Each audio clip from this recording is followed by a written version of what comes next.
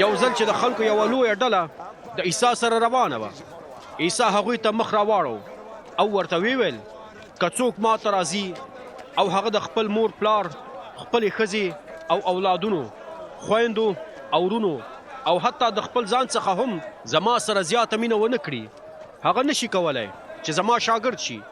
که چیرې څوک خپل صلیب راوانخلي او ما پسې را نشي، نو هغه زما شاګرد کیدی نشي.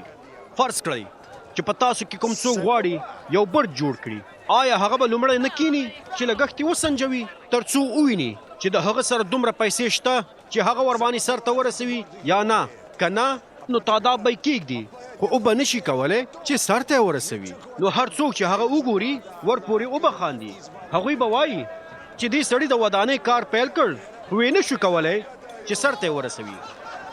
یا کوم داسې پاچا به وي چې د بل پاچا سره د جګړې دپاره ځي او پرته له دې چې لومړی کینی او فکر وکړي چې آیا د خپل 100,000 عسکرو سره به وکولی شي د هغه بل پاچا سره چې 100,000 لښکر لري وجنګیږي. که چیرې هغه ونشي کولی، نو مخکې له دې چې دښمن ورته راورسیږي هغه به استازي ولیږي او د سولې د شرطونو په هکله به ورڅخه غوښتنه وکړي. په همدې ډول په تاسو کې هیڅ څوک تر هغې زما شاګرد کیدی نشي تر څو پورې چې د خپل مال او دولت څخه تیر نشي. مالګه ښه شی دی، خو که په خپله مالګه بې خونده شي نو هغه به څنګه بیرته خپل خوند پیدا کړي؟ د هغې څخه نور نه د ځمکې دپاره او نه د سرې دپاره کار اخیستل کیږي او خلک هغه لیرې غورځوي.